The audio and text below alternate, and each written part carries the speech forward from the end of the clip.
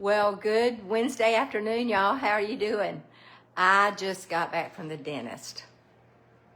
I cracked a crown that was probably 38 years old because I had four babies. I had one a miscarriage at 5 months, and then so I had three live births, but and they're 41, 38, and 36 now, and I had a abscess tooth with each pregnancy, which is not a fun thing, is it? No.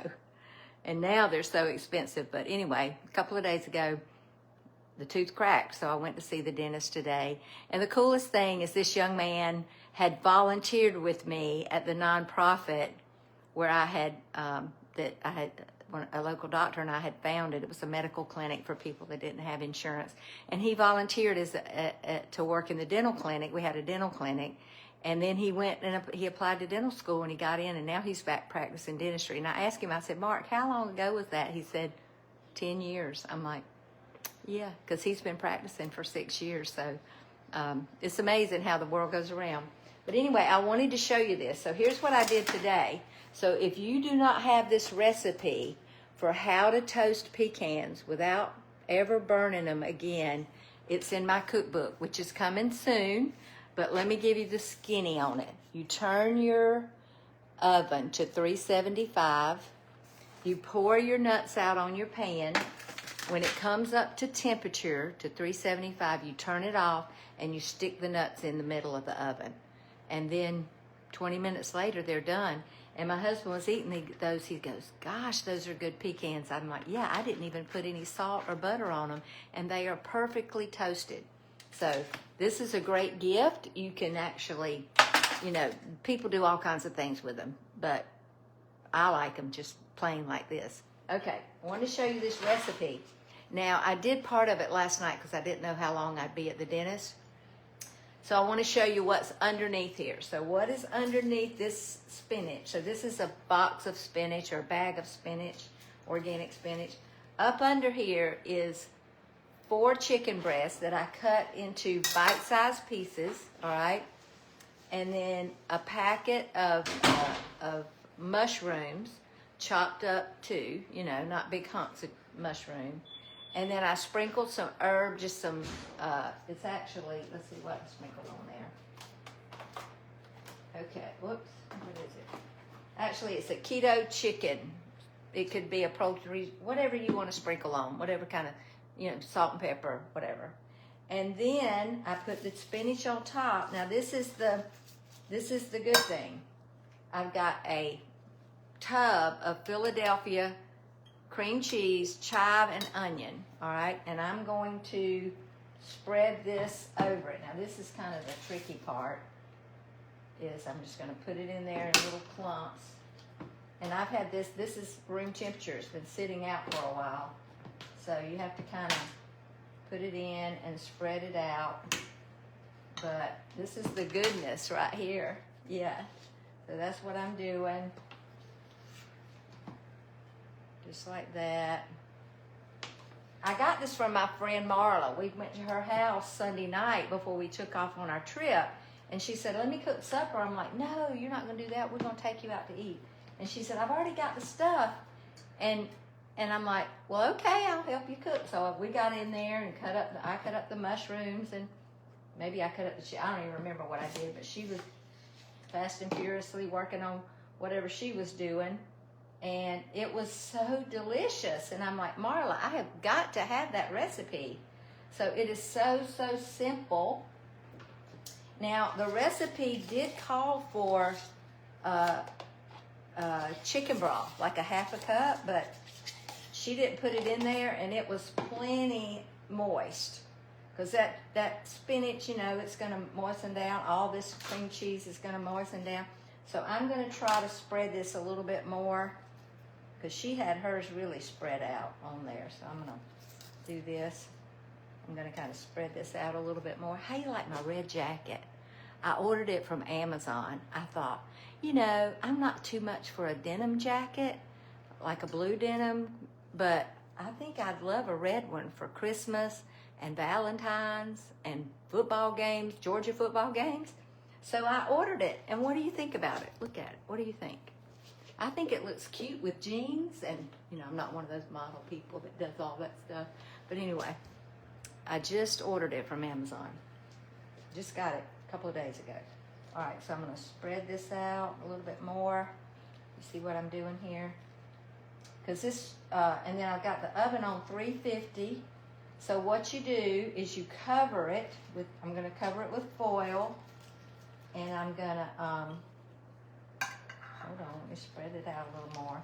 Marla gave me, when we first got married, which was 44 years ago, Marla, my friend, she's a physical therapist, she gave me a recipe for some chicken, and while we were on our trip together, I said, Marla, find that recipe and give it to me again. I can't, it was so delicious.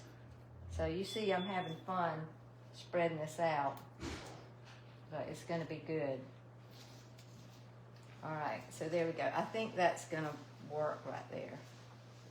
We're gonna try it and see. James is looking at me like, no, I don't know. Okay, a little bit more. Okay, there we go. So needless to say, I gotta have a new crown, but you know, I'm thankful that it wasn't worse and all of that. So let me get the tinfoil. So here we go.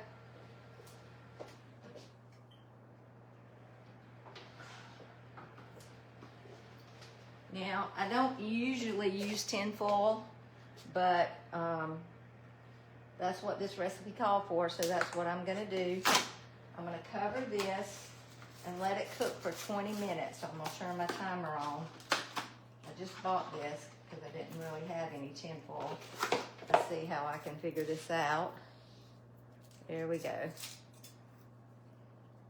You can tell I don't use this a lot, and it's not the thick kind, so I'm hoping that it's gonna work for me. There we go. Yeah, okay, here we go. Let's see what happens. Okay, got some scissors right here. I'm going to try to cut it instead of dealing with that box. Okay, I'm going to cover it down tight, just like that. Bring that around and turn it around and get that one tight. And there we go. So it's going to go in the oven.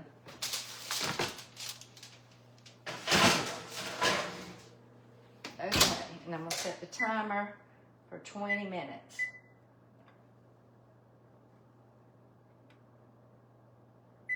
Okay, here we go. Okay, so let's talk about health a little bit, okay? And the reason is today I had a lady, I think she's 59, and she was rear-ended, and the guy actually hit her, and he was asleep. I don't think it was I don't think the traffic was moving fast. But anyway, hit her, and it woke him up, and he pressed the gas, and he hit her again. And she ended up, it broke her neck. It broke one of the bones in her neck. And I haven't seen the x-ray yet, so I don't know what all it is.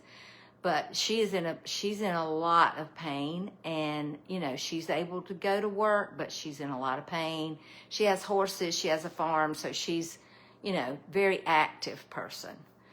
But you know, I talked about with her how, you know, she's 59, so I'm thinking you're looking at, you know, this 60th decade and your 70th decade. So I'm at the end of my 60th decade. I'm 69, and now I'm going into my 70th decade, and I'm like, what do I want that to look like? Well, I don't want it to look like what I see most people's looking like, and it's decline, it's weakness, it's the 5 F's: fatigue, frailty, falls, fractures, fatality. I don't want those things. Did you know that 35% of people that have a fractured hip after 70 don't survive? Yes. So that's not a good thing. We want to be healthy. And so how is that going to happen is if you exercise, but you got to do strength training. You can't just do little pink weights. I led my group today in a workout, and I was using 15 pounds, and it was hard.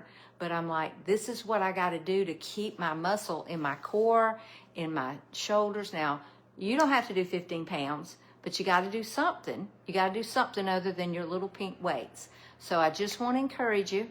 Now, here's what I'm going to do. I'm going to let that cook. I'm not going to talk to you for 20 minutes. And I'm going to come back in 20 minutes and show you what it looks like. Well, I'm going to pull it out, and then you uncover it, and you sprinkle it with Parmesan cheese, and then you brown it. So, you know, there's going to be a second step.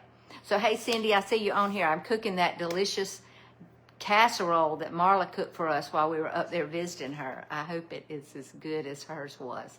So we'll see. But, okay, I hope y'all are having a good day. Let me know where you're watching from, and let me know if you think this is something that you would cook. And I'm going to put this video and the recipe in my email that may be going out tomorrow.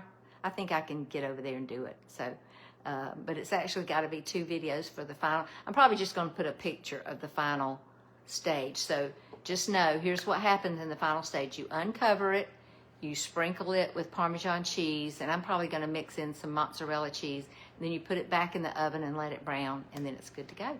So y'all have a great day, and let me hear from you.